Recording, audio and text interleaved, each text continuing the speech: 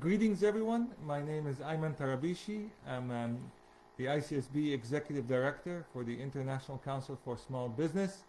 I'm also the Deputy Chair of the Department of Management at the George Washington University. And this is, believe it or not, my first webinar that I have been invited to speak all by myself. Usually I have been invited to speak with other panelists, but this one is all by myself. So I want to thank Jen Egypt and Ahmed Osman, the president of ICSB, and everybody else to invite me here. I'm also this is the first webinar. I'm all by myself, but I'm also I'm half Egyptian. So my dad is Egyptian. So it feels good that my home country has invited me to give a speech here. So I'm just delighted. I'm just smiling, as you can see here, because it makes me happy. I am also one day older. Now I am 49 years old. Yesterday was May 12th, was my birthday. So I had one day of celebration, kind of, and Ahmed said that I have to do a webinar on May 13th. So here you go. So this is my first duty on my 49th birthday, is to do a webinar or a Facebook Live with all our colleagues and friends from Egypt here. So I'm delighted, and I want to thank you all for hosting me here. And I am actually wearing a tie just for this occasion, right? Just so you know, I'm wearing a jacket and a tie just for this occasion, and it has been, I think, since March, April, May, almost 3 months now, all in t-shirts, all in on that, but now it's a tie and a jacket just for you all, just so you know how professional I am, and I'm looking forward to it. So with all such goodwill, and wearing a tie and a jacket makes me feel so professional here. So I wanted to get right into the topic, right? And the topic is very dear to my heart here, and I came up with this terminology or this word here, and I think at the end of this session I want you all to write it here, or write it now, so you support me here. And I call this session the Corona generation. So all of you are now part of this, what we call the Corona generation, right? And so I think my dear friend and colleague Winslow Sargent talked about AC and BC, before Corona and after Corona. And I think he used this term from another author that used it. But what I have, this is my term, I'm taking full ownership of it. I'm calling this the generation Corona. Okay, and this is who we are, the generation Corona. So we have about 45 minutes, and I wanted to share with you some of my thoughts and ideas on the generation Corona, and where we go with this, and some practical advice moving forward. I think we've heard a lot of theories, a lot of papers talking about everything that can happen and may happen, and then a lot of difficulties and challenges, and some people are very optimistic, talking about solutions. But I think that's all good, and that's fantastic here. But I want this to be a little bit more hard-hitting, more focused on practicality here, because it's important to get the practicality in place here. So I started writing. I said I want to do 10 points, and I wrote 10 points, and then I realized that there was 2 more points I wanted to add. So I made the liberty of saying the top 12 items that go into Generation Corona, and it's also because I'm born on May 12th. So I'm using the May 12th date, number 12, as a number here. So if you allow me, what I like to do is to go through those 12 points, every point for a day in my birthday here. And it's going to give you my views and my understanding and expectations of this. And where are we going to go with this? And then you'll understand how this all will evolve together here. So without getting into more conversation here, let me get to the first point here. And they are in no particular order. These are the things that really came to my heart, and I thought they were important here.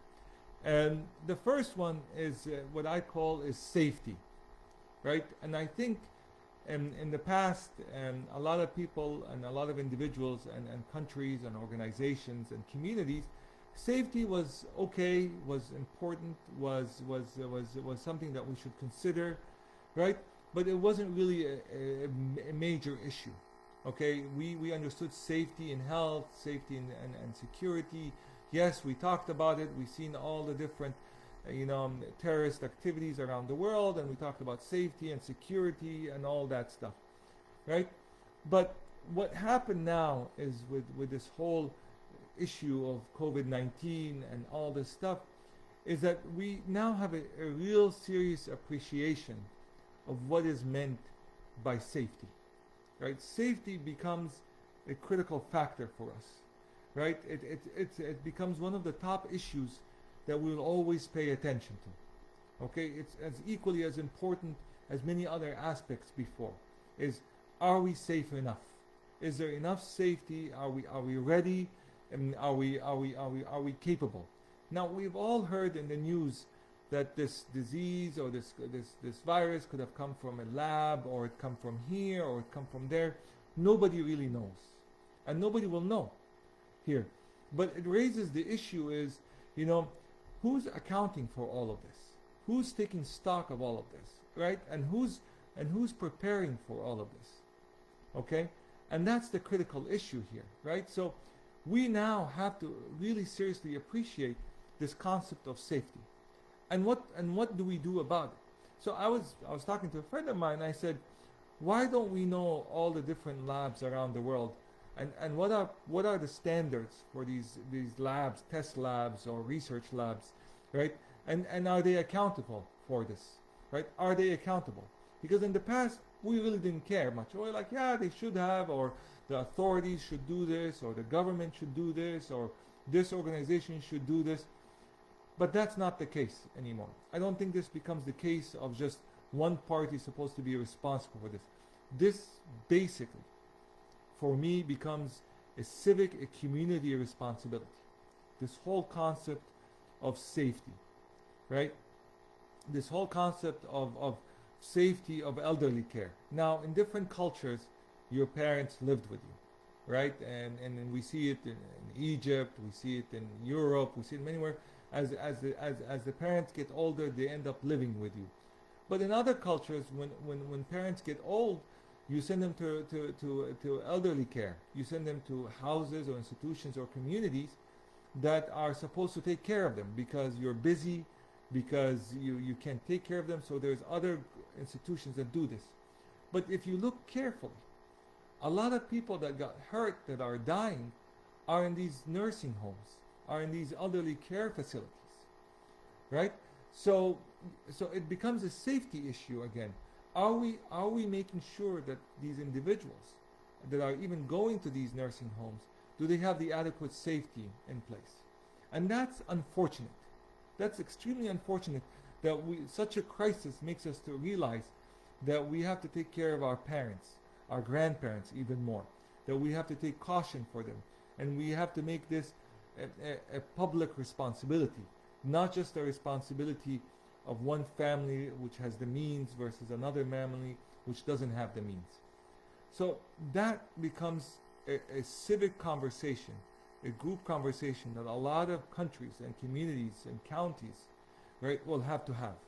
What is the standards of acceptable to us? And that's something that becomes there. So the generation Corona, moving forward, that's one of the main issues that they will have. This concept of safety will become a major issue, right? And so that's number one in my opinion, right?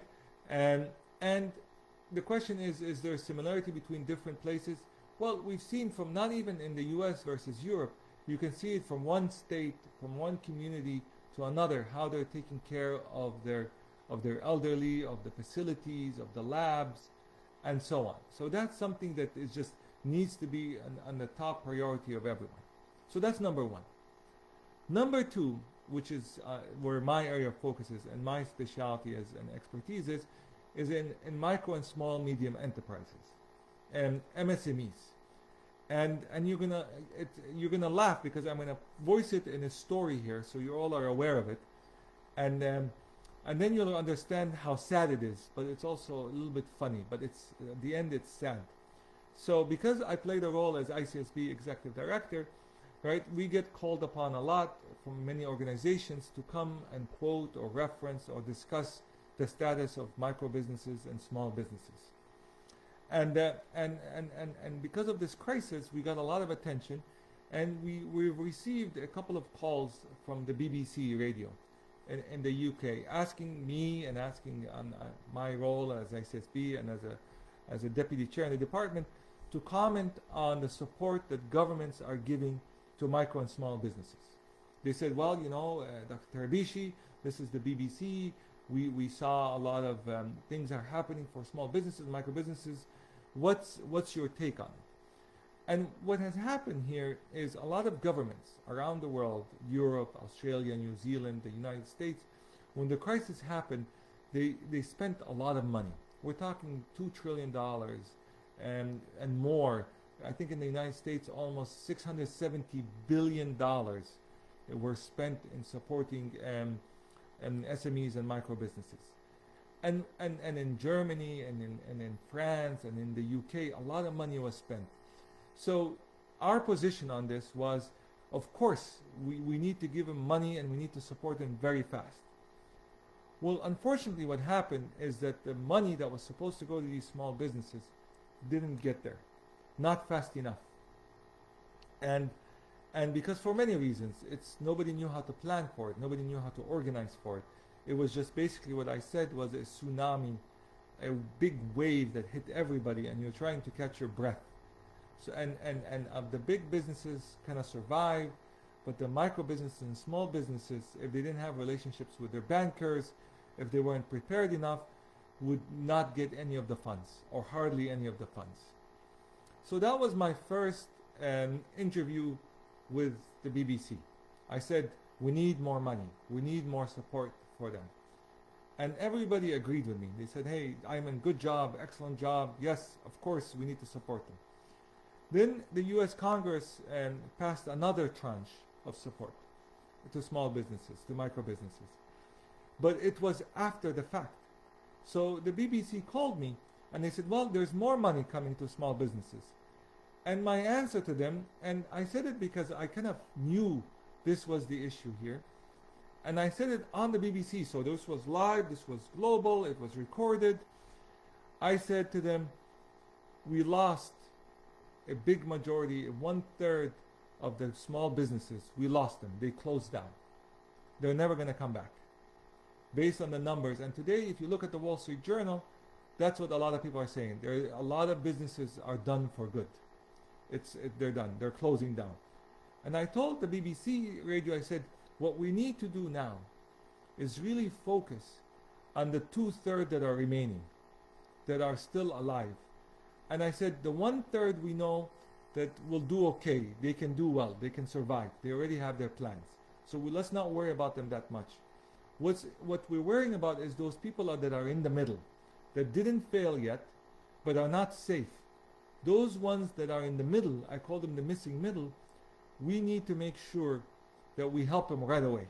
Because if we can save 2/3 of the small businesses, then we're okay. Then things will get better. Things will move on, right? And I mentioned this, and then I send my brother the BBC radio, and this is where it becomes funny. And then you'll see what my brother's Egyptian sense of humor kicks in. I send him this, he goes, Yani, Ya Ayman, Yani, only, so let me get this straight. You say this on the BBC radio, and I can just imagine a couple, a husband and wife, listening to it, and the wife turns to the husband, and she asks the husband, she goes, are we one of those 1/3 that are going to die? Right? And he goes, imagine that conversation. Imagine that conversation that all these small businesses have, listening to an expert and professor saying, are we one of those 1/3, right, that are going to die, that are not going to make it, right? And I didn't think about this point because it really hits home here, right? The issue is which businesses will really actually fail, that 1/3 that are going to fail, right? And that's sad. It's funny that when my brother said it, but it's also sad to realize that that's what's going to happen. that a lot of small businesses or micro businesses will cease to exist as they are now. But here's where the generation Corona comes in, right? Is that the point is, even though those small businesses or micro businesses that will fail, right? The idea is for them to come back in a different way, to reimagine themselves, to reinvent themselves, stronger and better. Okay? So yes, there might be a closure, there might be an end to them, but it allows for the opportunity for them to reinvent themselves, to rethink themselves in a different way.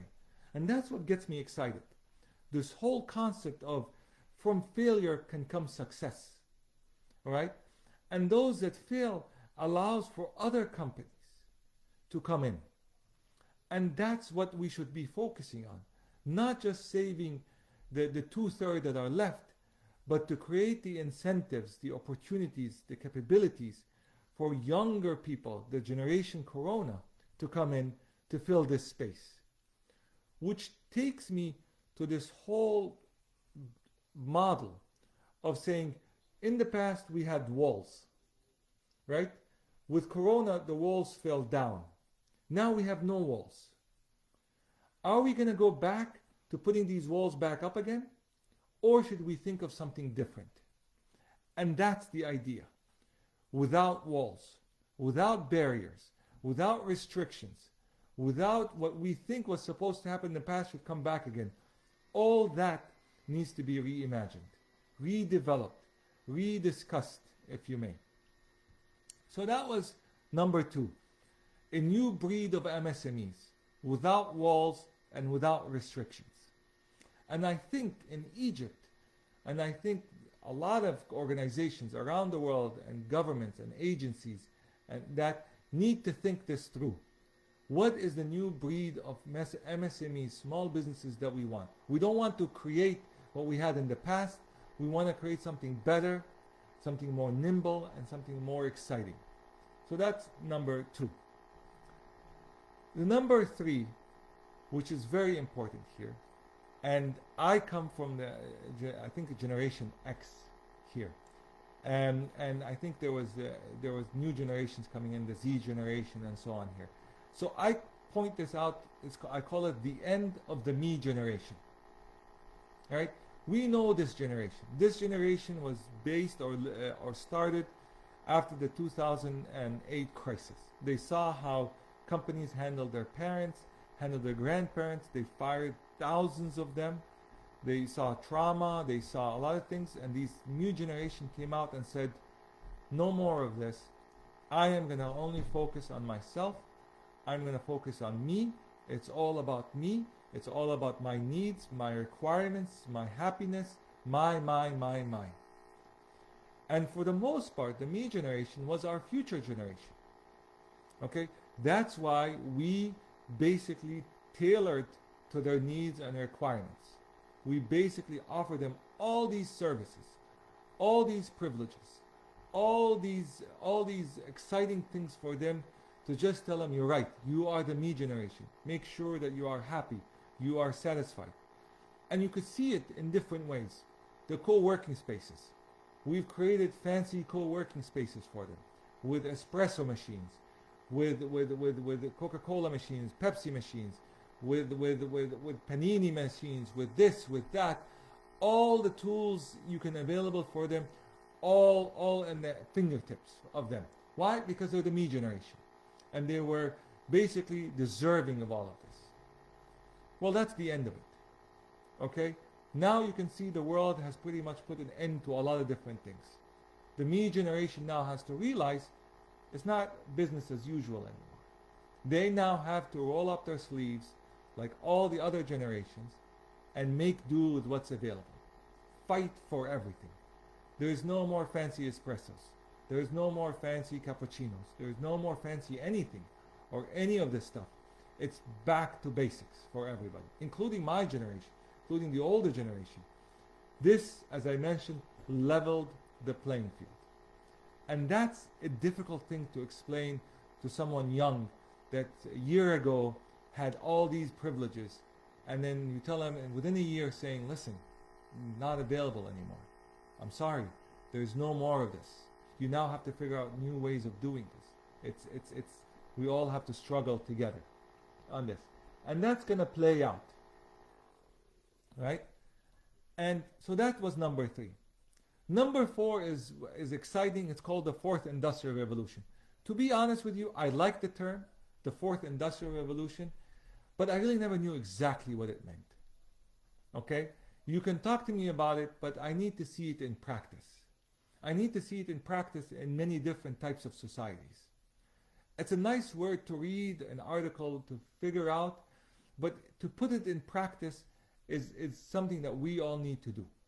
Right? So I think it's the application of the 4th Industrial Revolution is where we are at now. And if you cannot practice the 4th Industrial Revolution and make it happen, it's not going to go anywhere. Okay? So that's the key here. The 4th Industrial Revolution in practice is what I call the generation Corona needs to do. So let me recap.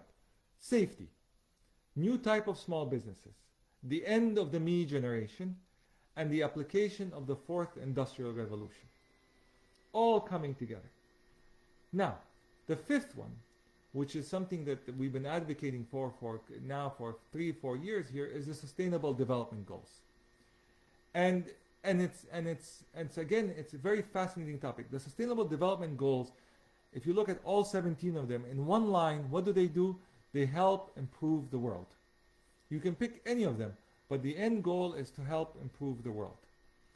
But unfortunately, for the last years, they were basically a conversation for us to get the people to be convinced to apply the SDGs.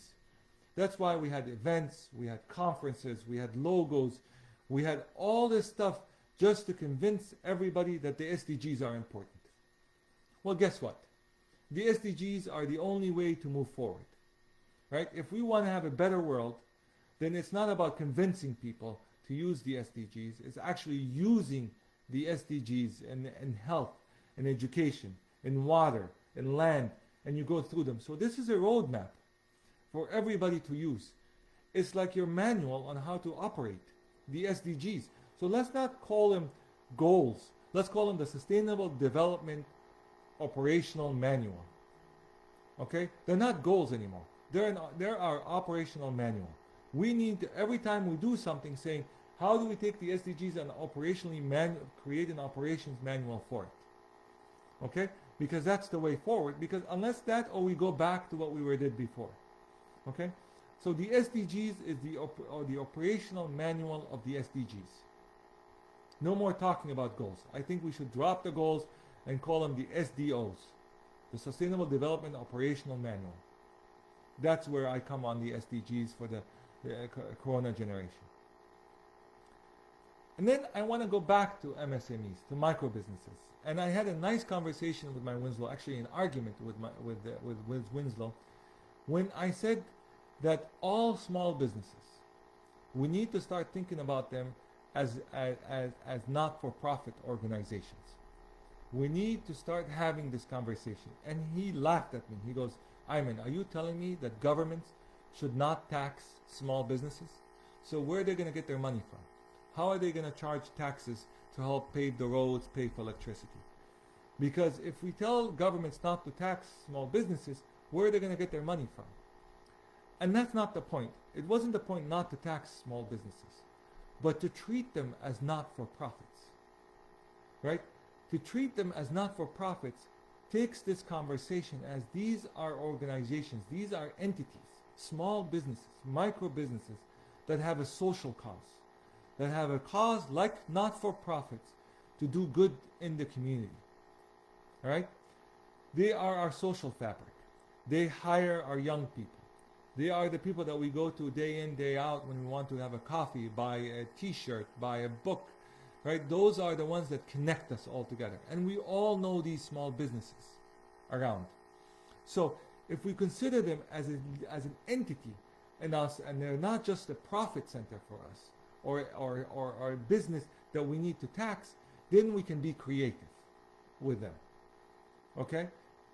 And I mentioned this to Winslow. I said, why not tell these small businesses, we're not going to tax you, but you're going to pay more wages, And in these wages that you pay to your employees here, we're going to add benefits for them.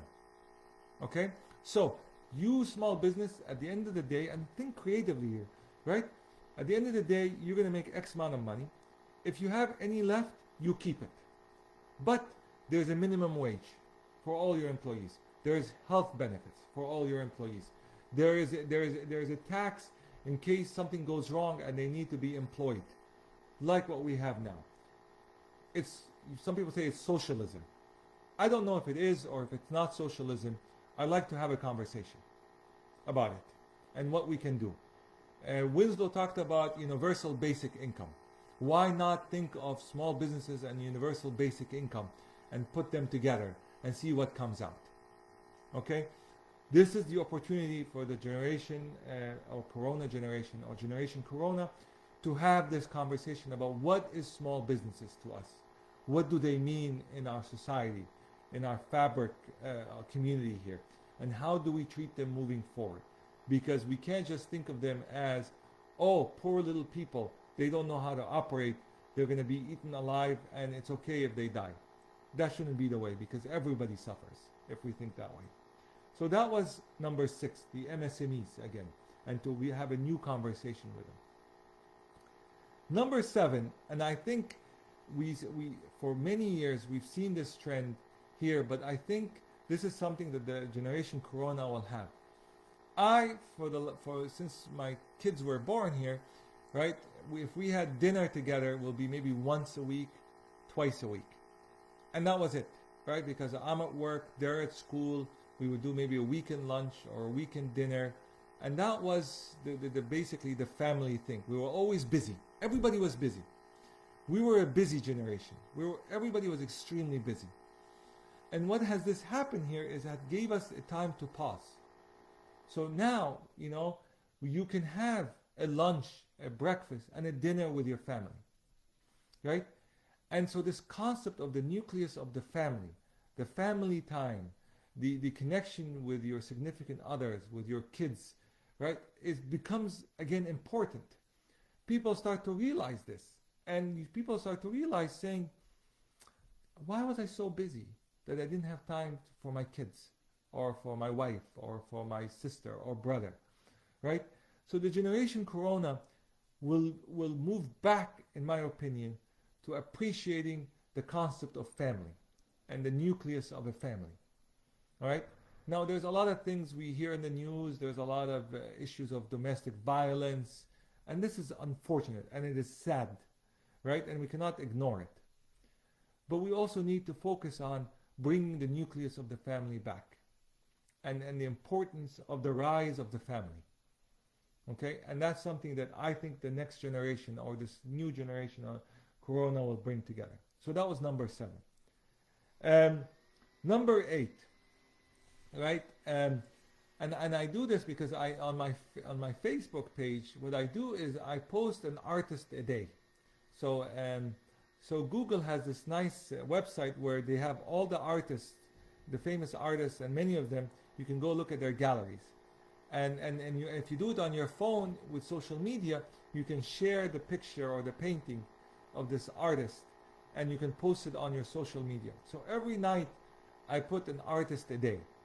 So yesterday was Van Gogh, the other one was Banksy, the other one was this, right? And I'm looking for more Middle Eastern artists as well to post, right?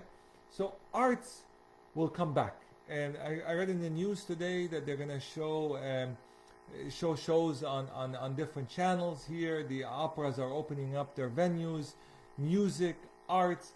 This whole industry needs to be front and center because that soothes our soul.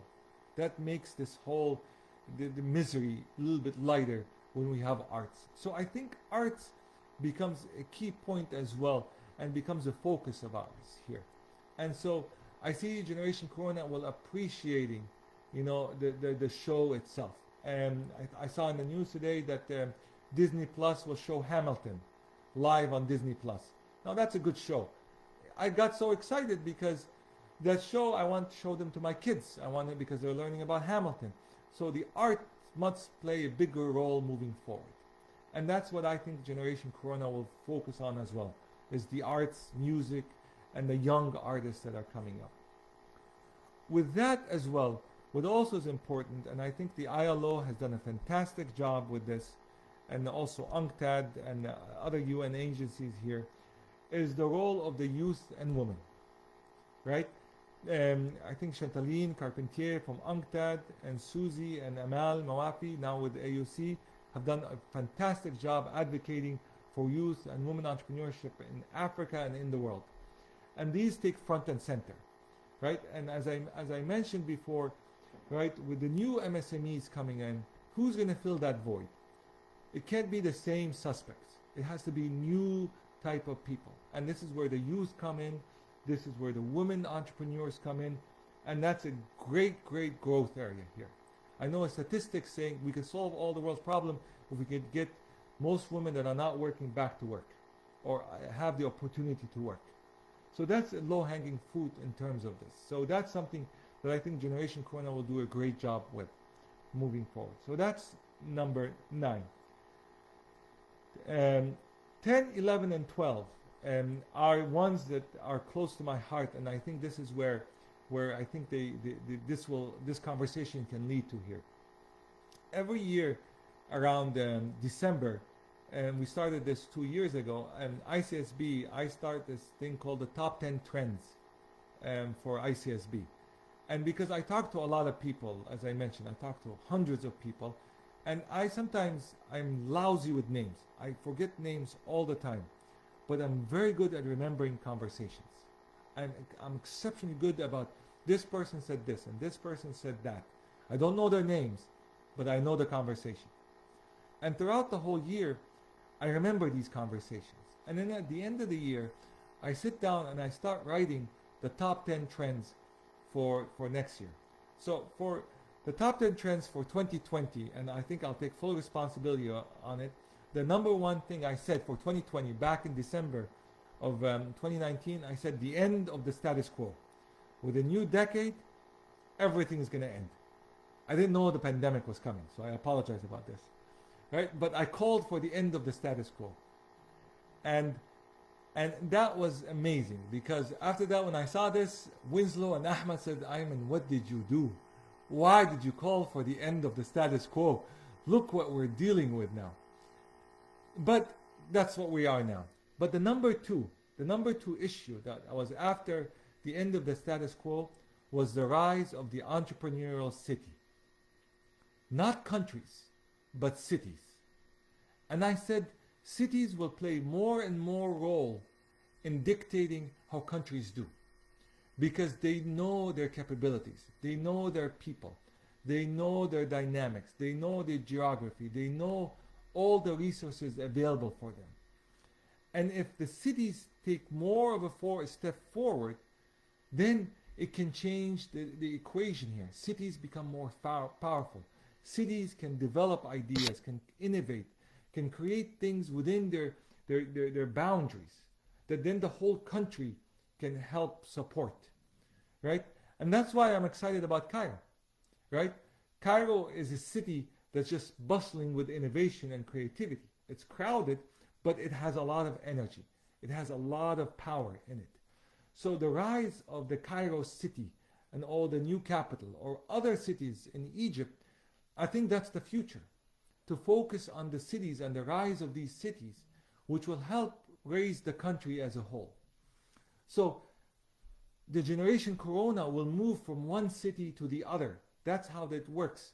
From Cairo to New York, to Rome, to Paris, to to Kuwait City, to Abu Dhabi, to UAE, wherever it is, those generational connections, the Corona generation will start building an intercity, right, galaxy. And that's what's exciting about it, that you can know someone in a city that you're doing something here, saying, hey, why don't we connect, right? We did a webinar with the president of Sharjah University, and he talked about this, right? And so NGIT with President Bloom, they're thinking of this as well. So the entrepreneurial city is coming, and it's coming very fast. And we see it in Washington. We see it the Washington versus New York versus Houston, and so on, how each city is responding to the pandemic and how well they are doing. So that was number 10. Number 11 and 12 is 11. I think most Egyptians will respond to very well, and they'll say, yeah, we know how to do this. You don't need to tell us this, because we've been doing it for thousands of years. Is frugal innovation. Frugal innovation is basically, you don't have to spend a lot of time and money and resources to innovate, right? You can make do with what's available. You can figure out how to put it together in a very fast, efficient, and workable way. I think Egyptians are masters of this, right? And I'll give you an example. I'll give you an exact example. I was in Cairo, and I was going from one place to another in the car with a driver, and I had a phone, and in my phone I bought a SIM card, but my SIM card, the money was running low.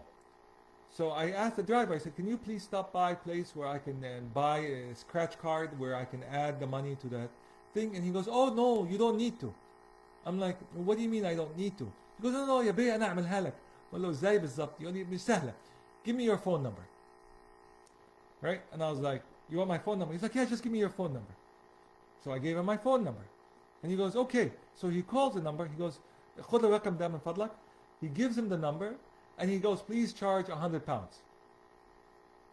And the next thing you know, on my phone, I get a ping saying your phone has been charged £100. Okay? That's for me frugal innovation. Easy, simple, quick, ingenious in a way. You know, I can give you another story. I was in a hotel and I wasn't feeling well in Egypt. I think I had the flu, right? And I called my dad. I'm like, listen, I'm not feeling well. He goes, don't worry, call the lobby and ask him for the pharmacy. I'm like, no, it's 1 o'clock in the morning. It's closed. He's like, just call the lobby and ask for the pharmacy. I was like, no. I like, just call Ayman. I was like, okay. So I called the lobby. I'm like, yes, can you please connect me to the pharmacy? He goes, yes, of course, no problem. So I am shocked. Right? So I called the pharmacy, tell him, listen, you know, I don't feel well, I have a fever. He goes, okay, you have a fever, you have a cold. Okay, so you get this, you'll get this, you'll get this, and you want tea? I'm like, tea? Chai? Chai? Well, you want, yeah, I want tea, but yani, are you going to deliver tea? You're like, no. We'll provide you with chamomile tea. So I thought they were going to even bring me tea to the room in the pharmacy. Egyptians are good at this. Frugal innovation for Generation Corona is a synonym. You need to figure out new ways to solve big problems. Right? And I think Egypt should be proud of this, right? That they know how to maneuver this.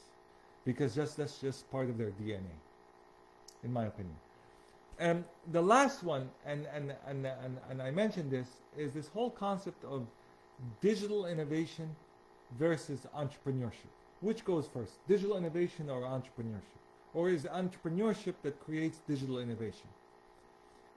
I think both now, what we've been talking about in years past, is digital innovation is something nice to have, and innovation is also important. But I think today you need both.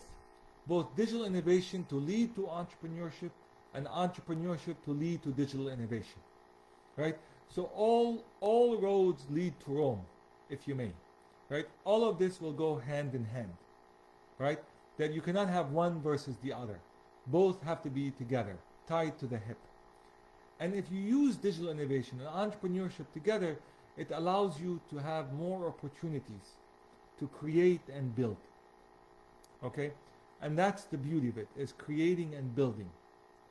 And with that, I think where Generation Corona comes in, right? Or the Corona generation comes in, is we have to first understand that the status quo has ended. It's over. Whatever you're thinking, we're not going to go back. The walls that were in the past that were raised to block, to minimize, to organize things has fallen down. Right? Now we have no walls. Right? And if you want to go back, build these walls, you're going to lose time and effort because nobody's going to help create these walls again. People are creating a new normal. Right. So what this new normal is, I want to repeat my 12 of them. One, safety. Safety becomes something important that everybody will have to discuss and have on the front plate. Two is, yes, we're going to lose a lot of MSMEs. As my brother said, you just depressed a lot of people who's saying that a lot of them are not going to come back. But at the same time, I'm optimistic that those that don't come back or that have stopped come back better and bigger or more smarter or more nimble. And those also allow for the space for new types of MSMEs to come in. The end of the me generation. I'm sorry to say this to them all, and they probably don't like me saying this, but the time has ended for you all. Now it's no more me, it's us, it's the world, and we all need to work together. The fourth industrial revolution in practice. It cannot just be something that we mention and be all happy about. We have to actually see it in practice. The SDGs are no longer goals. It's the operating the sustainable development in everything we do. So I call them the SDOs. Number 6 is we need to have a different conversation about MSMEs, not as just a tax point, but as something that they are part of our society and our fabric. We can call them not-for-profits or for-society companies, right? And those are the ones we need to consider about how to figure out what to see. I say France is it socialism or not. I don't care. I just want to have a conversation about them. The rise of the family. I think the family is going to come back because now people are starting to appreciate what time is really all about. We were too busy and doing things versus actually understanding what is critical for us. And this is a nice pause for us. And I tell my people that if you take technology as one team and nature as another team, Ahli versus Zamalek type of thing, right? Nature just beat technology with one goal. One goal for nature, 0 for technology. Because nature just stopped the world and everything with technology-wise. Right? So, nucleus of the family, nature is always front and center. Right? And basically, the focus on the arts. We need to focus on the arts, and arts give our soul the needed spirit and battery and energy. Right? And so we need to always focus on the arts and music. And women and youth entrepreneurs. They are our future, believe it or not, in terms of everything that I've just discussed here. So that's something that always has to be with the generation Corona, and they need to step up on that. The rise of the entrepreneurial cities, right? Not just countries, but the entrepreneurial cities, right, are coming, and they're coming very fast.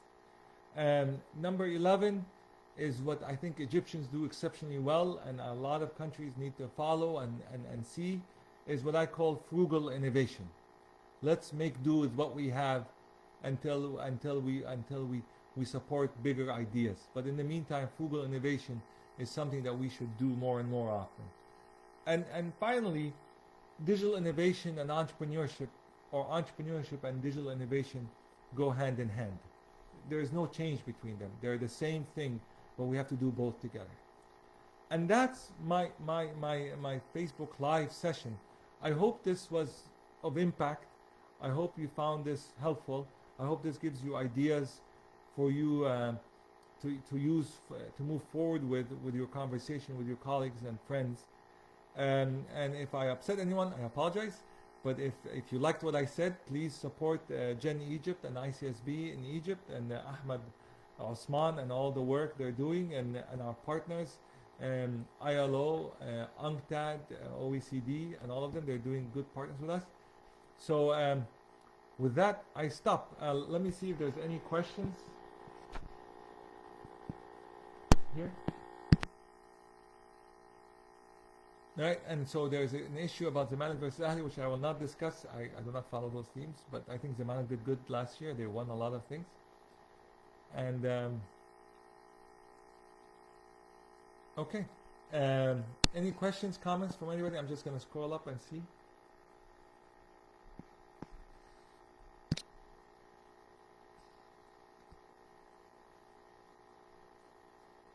Okay, so with that, I just want to remind you, we're going to have tomorrow a webinar and we announced it, and it's with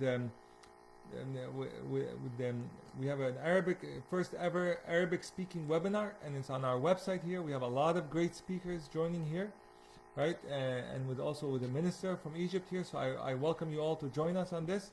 We have about very few seats left, so I encourage you to follow Gen Egypt Facebook so you can link and register to it. And with that, I want to thank you all, Ahmed for inviting me and Gen Egypt for inviting me for this. And have a wonderful evening and rest of Ramadan. And thank you, everybody. Bye-bye.